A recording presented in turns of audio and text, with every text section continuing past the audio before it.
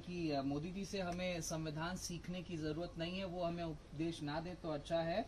वे उस विचारधारा से आते हैं जिसने संविधान को नकारा है। आरएसएस ने अपने संपादकीय में साफ तौर से संविधान को नकारने का काम किया था। प्रियंक खड़गे साहब से एक ही सवाल है कि देश में जब आपातकाल लगा था, प्रियंक जी, जब आपका जन्म हो चुका था, ये मुझे पता है, क्या देश में किसी भी राजनीतिक दल ने संविधान की बखियां लोगों के फंडामेंटल राइट्स को खत्म करने के लिए आपातकाल लगाया?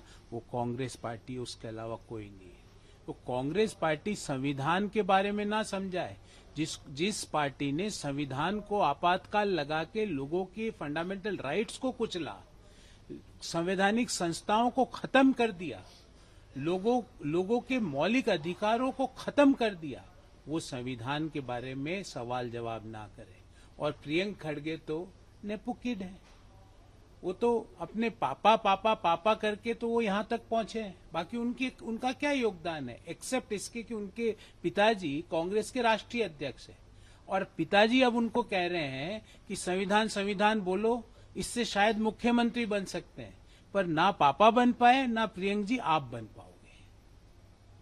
सर, जिस तरीके से राहुल गांधी डर का माहौल बना रहे हैं और ये जो जंतर मंतर पर प्रदर्शन कर रहे हैं, ये लोग टुकड़े टुकड़े गए। राहुल गांधी को ये जवाब देना चाहिए कि नीट परीक्षा के दौरान देश के प्रधानमंत्री हवाई अड्डे पर रुके रहे ताकि छात्रों को डिस्टरबेंस ना हो, पर कांग्रेस के लोग बेंगलुरु में पॉलिटिकल रैलियां करते रहे, कर्नाटक में रैलियां करते रहे, सैकड़ों लोगों की परीक्षा सेंटर में पहुंचने में व्यवधान उत्पन्न करा कांग्रेस पार्टी ने।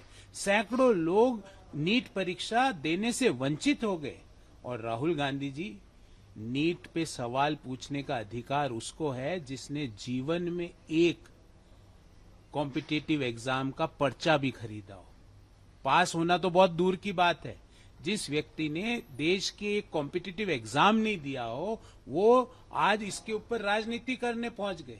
राहुल गांधी जी इन युवाओं के कंधों पर बैठ के अपना राजनीतिक सफर तय करना चाहते हैं, जो संभव नहीं है।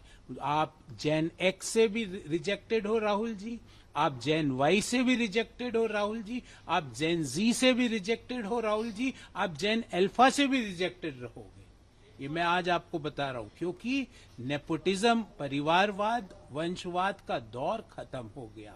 आप उनके युवाओं के, नीट वालों के कंधों पर चढ़ के अपनी राजनीति चमकाना चाहते हो। आपकी पार्टी के राहुल जी, अधिकांश लोगों को नीट का मतलब कुछ और ही पता है।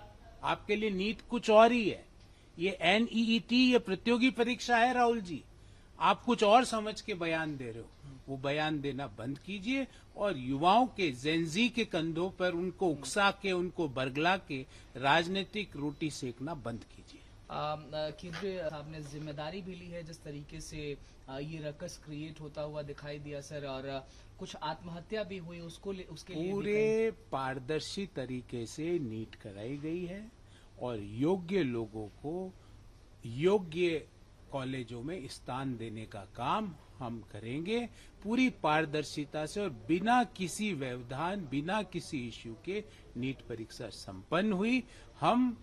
हमारा कमिटमेंट है कि देश के युवा जो वो डिजर्व करते हैं, वहां पर उनको पहुंचाने के लिए सरकार हर काम करेगी।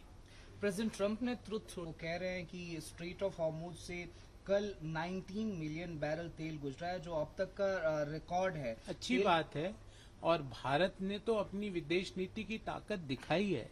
जब स्ट्रेट ऑफ हॉर्मुज अवरोध भी था, तो जिन जहाजों पर भारत का तिरंगा लगा था, वो जहाज स्ट्रेट ऑफ हॉर्मुज से आए। देश में तेल की सप्लाई चेन का डिसरप्शन बिल्कुल नहीं हुआ। रसोई गैस सिलेंडर के सप्लाई चेन में डिसरप्शन बिल्कुल नहीं हुआ।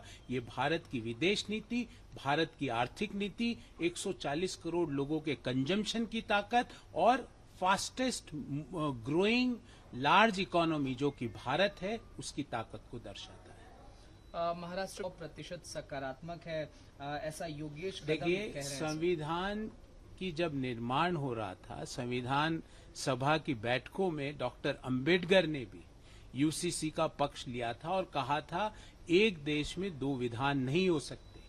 पर देश की आजादी से लेकर 2014 के बीच में प्रमुखता कांग्रेस की सरकारें रही और उन्होंने तुष्टीकरण की नीति को अपनाते हुए इस मसौदे को, इस एजेंडा को आगे नहीं बढ़ाया।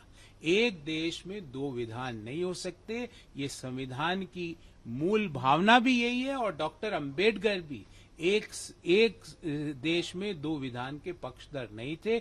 उसी मूल भावना को आगे ले जाते हुए हमने कमिटमेंट किया, हर राज्य के जो संकल्प पत्र है उसमें कमिटमेंट किया कि हम यूसीसी लागू करेंगे और हम स्टेट दर स्टेट कर रहे हैं। बहुत